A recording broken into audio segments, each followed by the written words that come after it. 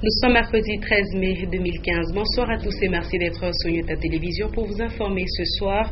Au sommaire, la deuxième édition du Katanga Business Meeting aura bel et bien lieu à Lubumbashi du 28 au 30 mai 2015. Une réunion préparatoire de cet événement a eu lieu ce mercredi au ministère provincial des Finances. Au village Kasangiri, c'est des cas de diarrhée et vomissements qui sont signalés, maladies dues à l'utilisation de l'eau de puits artisanaux impropres à la consommation. Pour commencer, la nouvelle organisation administrative en République démocratique du Congo a prévu le changement d'entité, cité et agglomération en ville de nouvelle province. Une occasion pour avoir l'idée des limites de ces villes, comme c'est le cas de la cité minière de Kipushi. Celle-ci deviendra dans quelques jours une ville avec deux communes, à savoir Katapula et Kipushi. On en parle ici avec Edouard Kanko. Dans pratiquement quelques jours, le découpage territorial d'une nouvelle organisation administrative sera effectif en RDC. Et pour ce qui concerne le Katanga, les entités et autres agglomérations vont changer de statut conformément au décret numéro 13/20 du 13 juin 2013. Cas illustratif de Kipushi, qui va devenir une ville composée de deux communes, dont Kapula et Kipushi. Cette ville est limitée au nord par les ruisseaux Mulubwe jusqu'à la crête avec la frontière sud de la République sœur des Zambie. Au sud par une ligne droite jusqu'à la frontière avec la Zambie, à l'est par les ruisseaux Mimbulu à la limite nord-ouest du groupement Kaponda et à l'ouest par la frontière est de la Zambie avec la République démocratique du Congo. Pour ce qui concerne la ville de Kalemi, elle est subdivisée en trois communes, à savoir Lukuga, du Lac et Kalemi. L'évolution sur le plan administratif d'une entité lui donne une autre identité et les habitants s'interrogent quant aux conditions à remplir pour les changements d'identité. Tout de même, la maîtrise des limites des villes de nouvelles provinces s'avère nécessaire pour tout citoyen, étant donné que cela pourrait intervenir dans les opérations d'enrôlement ou de recensement. Et je voulais annoncer du 28 au 30 mai 2015, il va se tenir ici à Lubumbashi la deuxième édition du Katanga Business Meeting. En prévision de ce salon de l'entreprise, le ministre provincial des Finances, Économie et Commerce a réuni toutes les parties prenantes pour la réussite de cet événement. Ainsi donc était convié à cette rencontre le comité d'organisation, les responsables de la DGM, Direction Générale des Migrations, de la DERCAT et les directeurs de cabinet de quelques ministères provinciaux. Une fois de plus, on va retrouver Edouard Kanko. 5000 visiteurs et 160 entreprises sont attendus du 28 au 30 mai en cours au Katanga Business Meeting dans sa deuxième édition. Pour planifier le bon déroulement de cette manifestation qui offre un espace de rencontre pour les petites et moyennes entreprises, Christian Mondo Simba, ministre des Finances, Économie et Commerce, a réuni les organisateurs, les responsables de la DGM, DERCAT et la police nationale congolaise. Il était également question de préparer les dispositifs d'accueil et de voir comment faciliter la tâche aux investisseurs. Le tour sur l'organisation de l'événement Katanga Business Meeting. On est J-14 aujourd'hui, donc très bientôt nous serons 160 exposants à présenter nos produits et services en RDC, les entreprises qui viennent de l'étranger et les entreprises congolaises confondues. Et il est important effectivement pour que cette manifestation se passe correctement, que les dispositifs d'accueil, les dispositifs de sécurité, les dispositifs, que les différentes institutions soient présentes et participent et contribuent à cet événement. Donc nous avons effectivement pu avoir le soutien des différents ministères pour être impliqués et aider, orienter, assister les entreprises qui seront présentes au Katanga Business Meeting. Le patron de l'économie et commerce en province a rassuré les organisateurs du soutien indéfectible du gouvernement provincial du Katanga à ce salon d'entreprise, comme ce fut le cas à la première édition. Je vous en parlais déjà, rubrique santé au village Kasangiri, situé sur la route Kasumbale, sur la route Kasenga, l'on compte des cas de gastro-entérite, une maladie due à la consommation de l'eau de puits artisanaux. Il faut dire que les habitants s'en servent par manque d'une source d'eau potable. Le constat de Jean-Claude Zimbal. Forêt, il y a plus d'une décennie, les quelques puits hydrauliques du village Kasangiri ne fonctionnent plus. Conséquence, toute la population recourt à l'eau de puits artisanaux.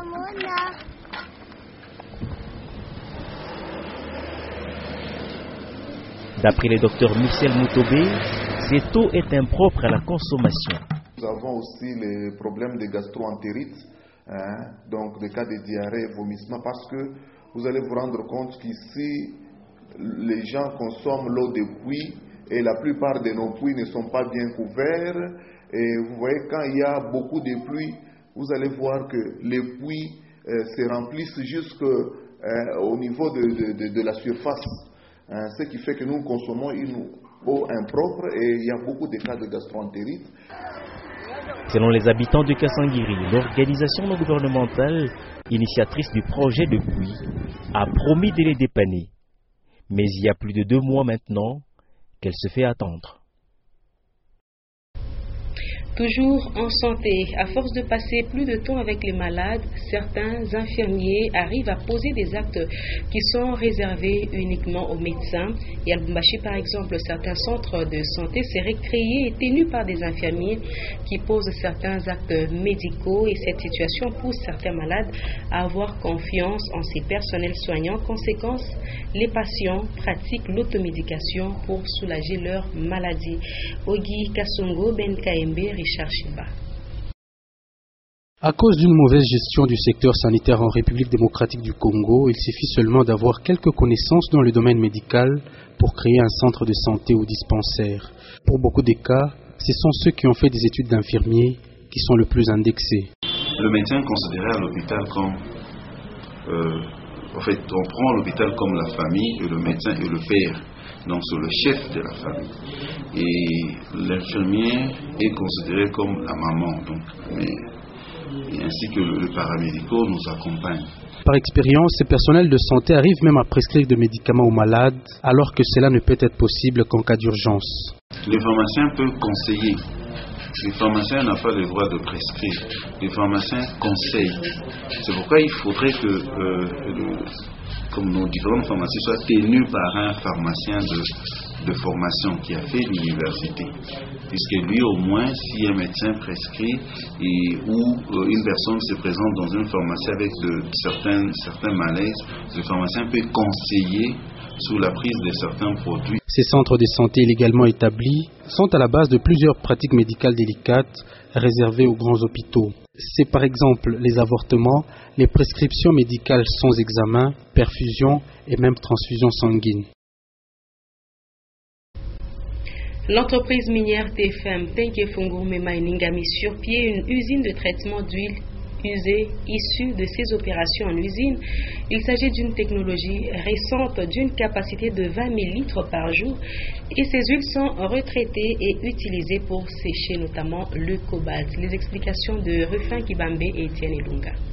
Les activités de la maintenance mine, engins et véhicules à Tenke-Fungurume Mining génèrent environ 3 000 litres d'huile usée. Pour faire face aux problèmes environnementaux, TFM a construit une usine de recyclage de ces huiles usées d'une capacité de 20 000 litres par jour, avec une combinaison des différents types d'huile, moteurs, hydrauliques et autres. Engagé dans la protection de l'environnement, Tenke-Fungurume Mining a mis en place une technique moderne de traitement de ces huiles usées qui sont par la suite réutilisées comme carburant de remplacement du diesel consommé au niveau du séchoir de cobalt. TFM a décidé que ces huiles ici soient retraitées, recyclées et réutilisées. Vous pouvez vous rendre compte, s'il faut qu'on déverse 3000 litres par jour dans l'environnement, vous voyez un peu comment est-ce que ça va donner comme pollution. Une réalisation qui ne résout pas seulement un problème environnemental, mais aussi apporte une solution dans la réduction de l'humidité, de l'hydroxyde de cobalt. L'huile qui est traitée, il est utilisé à la place du mazout. Pour sécher l'hydroxyde de cobalt, c'est de 55% à 1%. Ce recyclage des huiles usées est une grande réussite pour Tenke-Fungurume Mining. Comme l'a dit Antoine Lavoisier, rien ne se perd, rien ne se crée. Tout se transforme. Pour rappel, tous ces efforts fournis pour la bonne gestion environnementale ont valu à Tenke-Fungurume Mining un trophée de meilleure performance en gestion environnementale par IPAD lors de son 10e sommet tenu récemment à Kinshasa.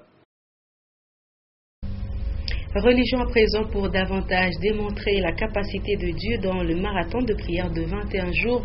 Le prophète Moïse Kalala de l'église Najot Lubumbashi a fait appel au musicien chrétien José Nzita. L'artiste est arrivé ce mercredi à Lubumbashi via l'aéroport international de Lalouanon. José Nzita prête chaque jour de 15h à 18h avant son concert gratuit prévu le dimanche prochain, le 17 mai, à l'espace Matoléo de 14 14h à 18h. Les précisions de Antoine Roger Mbouimamba et Freddy Boukele.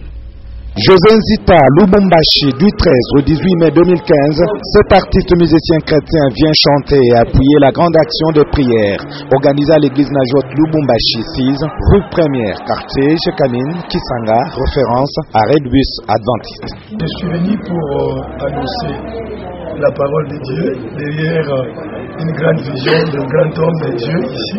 Un marathon où il compte édifier les enfants de Dieu avec des mélodies inspirées de 15h à 18h30 à dater de ce mercredi jusqu'au samedi. Moi je dirais viens et voilà. Parce que quand il fait des choses, il le fait très bien et il a une provision pour les enfants de Dieu. Le prophète Moïse Kalala invite le Louchois à vivre la capacité de Dieu via le thème Qui te suit. Nous avons une action de miracle avec Dieu. J'invite tout le monde à venir parce que c'est encore possible. Le Dieu agit encore. Le Dieu qui n'agit pas n'est pas un véritable Dieu. Et le dimanche 17 mai, le révérend prophète Moïse Kalala produit Frère José Nzita au terrain Matoléo de la commune Ouachi de 14h à 18h. Et depuis la sortie de l'album Ce qui est à toi est à toi, je n'ai pas pu jouer ici à Lubumbashi. Donc ça sera un premier concert pour moi à Lubumbashi. Donc c'est vraiment un événement, il ne faut pas manquer. La parole de Dieu va être prêchée, nous allons chanter et le Seigneur va descendre, il y aura un miracle pour quelqu'un.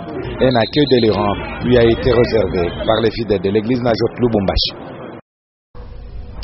On va traverser la frontière congolaise vers l'est et on est au Burundi où la crise qui se vit dans ce pays continue d'alimenter la chronique en Afrique et dans le monde. Le général Godefroid Nimbari a annoncé la destitution du président Pierre Nkurunziza ce mercredi et tout son gouvernement. La page internationale est signée de Doumige et Augustin Célestin Muganza. La situation reste toujours préoccupante et confuse au Burundi. Le général Godefroid Nimbari a annoncé la destitution du président Pierre Nkurunziza et de son gouvernement. Cette annonce a été faite dans une radio privée. Selon ce dernier, la décision provient du Comité pour la Concorde nationale. Les manifestants ont même tenté d'envahir le siège de la chaîne nationale. Les militaires proches du pouvoir les ont empêchés. Au moins 43 personnes ont trouvé la mort et une vingtaine de blessés, bilan d'une attaque perpétrée au Pakistan par des motards armés qui ont pris d'assaut un bus, tuant ainsi les passagers, parmi lesquels la communauté religieuse ismaélienne de la capitale économique du Pakistan. Lancer une opération militaire en Méditerranée et jouer la solidarité européenne, soulager également les pays d'accueil, c'est dans cette optique que la Commission européenne vient d'ouvrir un débat sur la migration pour lutter contre l'afflux des Africains en Europe. On va terminer par le sport. Le responsable du centre de formation de la Katumbi Football Academy, Régis Layès, a été en conférence de presse ce mercredi en vue de lancer la campagne de recrutement de la 3e promotion de son centre. Étaient sur place Michel Olela et Constant Guélor-Moupo. Régis Laguès, le directeur du centre de formation de la Katumbi Football Club Academy, KFA en sigle, a été devant le média Louchois en vue de lancer officiellement la campagne de recrutement pour la 3e promotion de la KFA. Il y a deux choses. D'abord, dans les critères, j'en ai oublié un très important dans ce que je vous ai dit, c'est les critères d'âge. Vous m'avez demandé les critères et effectivement, j'ai omis deux choses. Surtout l'âge. Là, on recrute des jeunes gens qui sont nés en 2001 et 2002. Alors, je sais bien que d'un seul coup, toute la population va être née en 2001 et 2002. Mais bon, j'ai un peu quand même l'habitude depuis longtemps de fréquenter ce milieu. Et parmi les critères, naviguer entre 11, 12 et 13 ans, ce qui est sûr, ces groupes des détecteurs des talents de football seront au centre des jeunes de la Katouba ce mardi 19 mai à 14h juste. Beaucoup sont appelés et seulement une douzaine de talents sera élue au terme de la campagne qui va se poursuivre dans les différentes communes. On est au recrutement de la 3e promotion qui aurait déjà dû avoir lieu normalement c'est chaque 2 ans, chaque 2 années. Ça aurait dû avoir lieu il y a 1 an. Pour des raisons pratiques et des raisons, je dirais, de construction qui ont été un peu retardées. On n'avait pas de place suffisante pour accueillir tout le monde dans de bonnes conditions. Donc c'est maintenant qu'on le fait pour prévoir la rentrée septembre ou octobre peu près des nouveaux choisis, des nouveaux élus.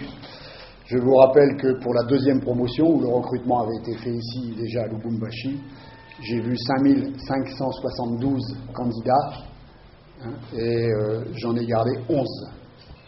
Donc c'est pour tout de suite dire, même si le recrutement est ouvert à tous, sans exclusion, enfin du moins dans une certaine catégorie d'âge, c'est très élitiste.